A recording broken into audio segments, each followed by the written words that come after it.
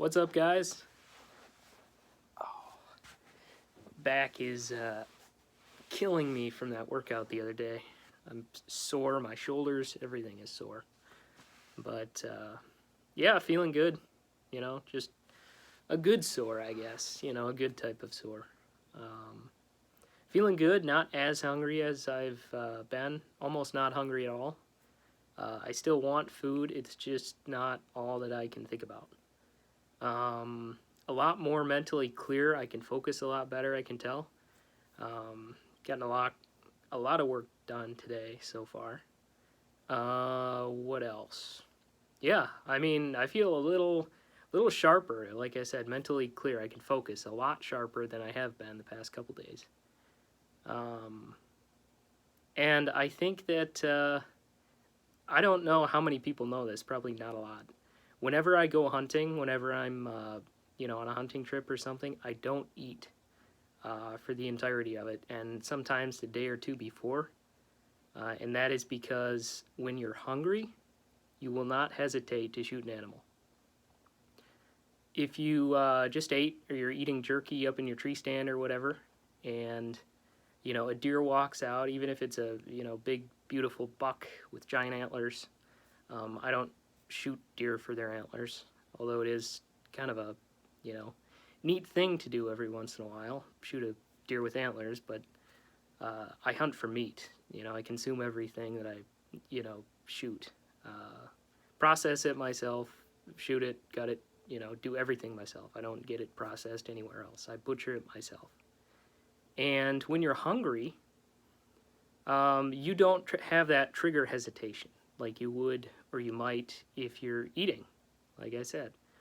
And it's normal to look at an animal, have it in your sights, and then hesitate, like, do I really want to do this? That's such a beautiful creature. Can I really do this? And I've been hunting for years. I've killed a lot of animals and eaten every single one. But there's still that hesitation when you get the animal in your sights. And maybe the hesitation is there a bigger one somewhere? Could I shoot a better deer or whatever? When you're hungry, all of that goes away. And I think that's part of being a man. It's hunger sharpens your senses, makes you more primal. And perhaps that's why we have such a violent early history as humans. Of course, everything does. We were more animalistic. But then again, we weren't eating every day necessarily. We eat what we killed. Killing becomes much less of a deal when you're hungry. It motivates you to do crazy things, and I'm not saying that's good or bad. But, back in, if you guys have seen the movie 300, great movie, Gerard Butler plays King Leonidas. And in the beginning, they show his childhood, and then they show him being basically banished a little bit. Not banished, but sent out into the wilderness in the wintertime. And he's left alone to survive. And he has his spear, and he's, only wearing a loincloth type thing. And, he basically has to kill the wolf that's, stalking him or whatever, and bring it back to prove his manhood. And that would be a lot easier if you're starving. You haven't eaten in 3 days. Like, all right, let's go. We have to, life or death. You get a lot more in that mindset when you haven't eaten. And I think it's a shame that we don't have these masculine trials anymore. The becoming a man ritual. You look at Africa. They had the same type thing as in 300. And different cultures did. Native Americans, you'd go out, kill a bear in certain tribes, bring it back. And not necessarily just killing things, although that is a great way to test how ballsy you are. If you don't come back, then good. He didn't have the balls to survive in this tribe anyway. But if you do come back, you're a man. Do you think that King Leonidas would have any trouble with anything in today's age?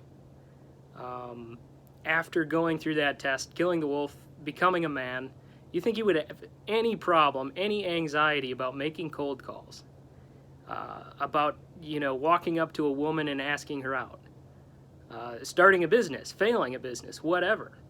You know, it doesn't matter. He's a man. He can do this because he knows he's a man. He has that confidence that this is easy, easy stuff. And we no longer have these masculine tests, these ways to prove your manhood for young men in America and around the world. All we do when we're children is sit at home and play video games, talk to our friends, get drunk, whatever, you know, go to parties. There's no more testing of your fiber, the fiber of your being, your character. And I think that a lot of people would benefit for that. So if you're young, you're watching this video, put that test upon yourself, you know. I don't know, go camping for 3 days without food or something, you know. And, you know, don't kill something if it's not legal. Or if you have a moral objection, fine, I don't care, don't eat meat. It's not my decision.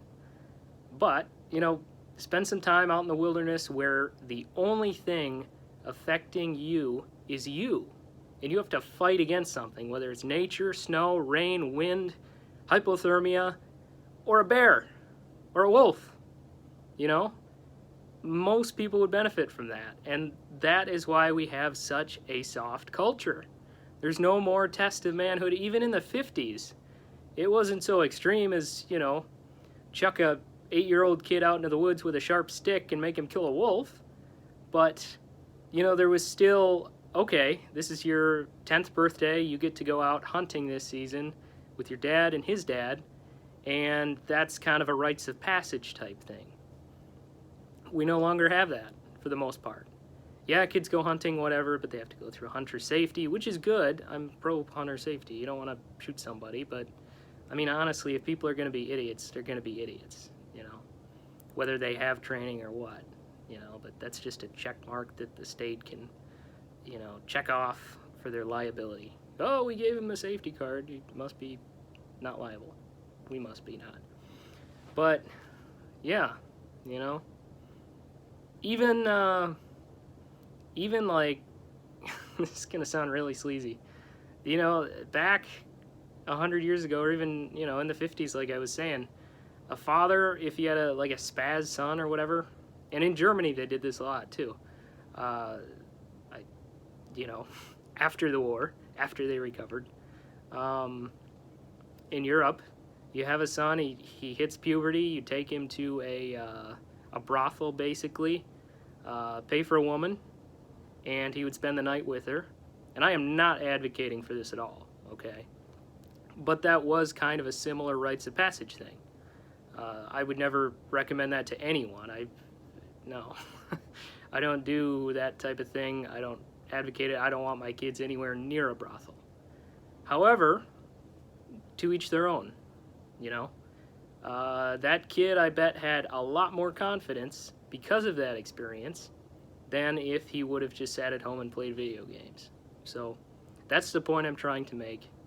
And I got off on a tangent here. I could talk about this for hours. But I'll let you guys go. I'll update my final update tomorrow. Or I'll film my final update tomorrow. And yeah, have a good day.